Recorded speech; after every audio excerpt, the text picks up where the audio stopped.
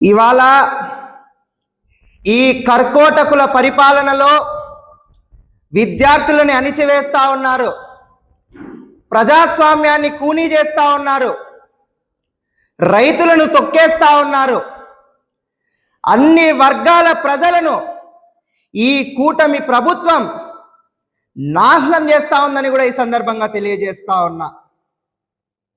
ఏదైతే సిఆర్డిఏ రైతు పరిరక్షణ కమిటీ జగన్మోహన్ రెడ్డి గారు వేశారో అందులో ఉన్నటువంటి కమిటీ సభ్యులు పేర్ని నాని గారు అయితేనేమి, అంబటి రాంబాబు గారు, అదేవిధంగా దేవినేని అవినాష్ గారు, పానుగంటి చైతన్య గారు అందరూ కలిసి రైతులు అమరావతిలో రైతులు ఇబ్బంది పడతా ఉన్నారు, వారి ఇబ్బందులను తెలుసుకోవడం కోసం అమరావతి రైతుల దగ్గరికి వెళ్తే ఏ విధంగా రైతుల ముసుగులో వచ్చి తెలుగుదేశం గూండాలు దౌర్జన్యంగా కార్లు పగలగొడతారు, రాళ్ల దాడి చేస్తారు, గుడ్లు వేస్తారు.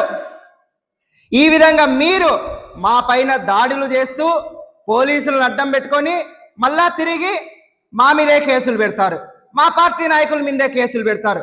ఎక్కడుందండి ప్రజాస్వామ్యం? ఈరోజు పానుగంటి చైతన్య అనే వ్యక్తి విద్యార్థి నాయకుడు, అహర్నిశలు 24/7 ఎక్కడ విద్యార్థులకు కష్టం వచ్చినా కూడా విద్యార్థుల సమస్యల మీద పోరాడే రాష్ట్ర నాయకుడు, రాష్ట్ర అధ్యక్షుడు. అటువంటి విద్యార్థి నాయకుడి మీద ఈరోజు గట్టిగా మాట్లాడుతూ ఉన్నాడని, వైఎస్ఆర్ కాంగ్రెస్ పార్టీలో బలంగా ఉన్నాడనే ఒక ఉద్దేశంతో దాడులు చేస్తారు, కేసులు పెడతారు, పోలీస్ స్టేషన్లో పెడతారు, ఇవాళ రౌడీ షీట్ ఓపెన్ చేస్తారు. ఏ విద్యార్థి నాయకులు అంటే అంత చులకన? ఇవాళకి అధికారంలోకి వచ్చి మీరు 2 ఏళ్ళు అవుతా ఉంది, నా మీద ఒక విద్యార్థి నాయకుడిగా 4 కేసులు పెట్టారు. ఏం తప్పు చేశామని ఈరోజు మా మీద కేసులు పెడతా ఉన్నారు? మేమేమన్నా దేశద్రోహం చేశామా?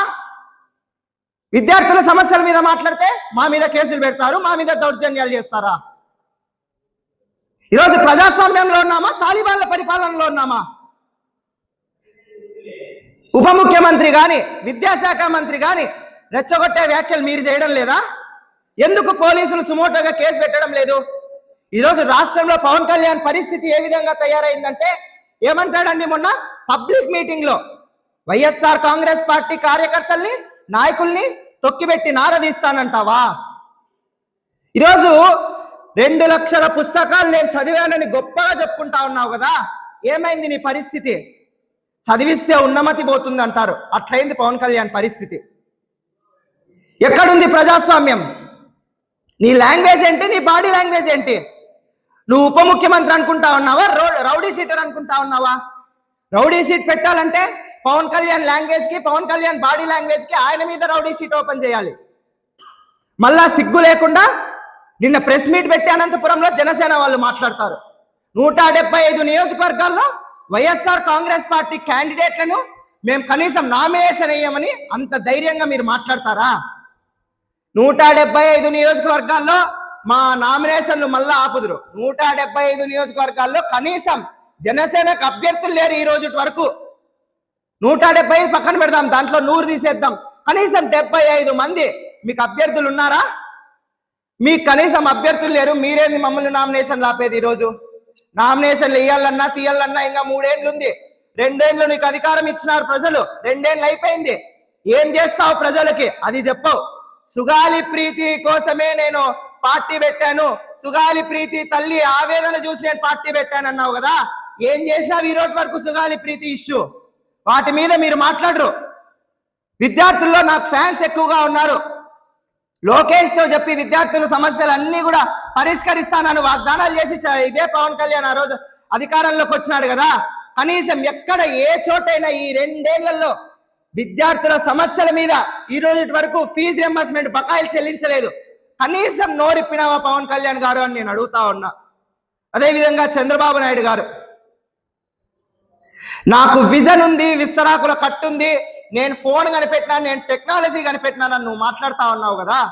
ఈరోజు అమరావతిలో నిజంగా రైతులు ఉంటే ఎక్కడున్నారండి? అమరావతిలో రైతులు అంతా కూడా భూములుండి మీ ఏజెంట్లు ఉన్నారు, మీ బ్రోకర్లు ఉన్నారు. వాళ్ళు తప్ప అమరావతిలో ఎవ్వరూ లేరు. ఈరోజు మావిగన్ అనేది ప్రజల్లోకి వెళ్తా ఉంది కాబట్టి ఎట్ట తిరిగి దాన్ని డైవర్ట్ చేయాలి.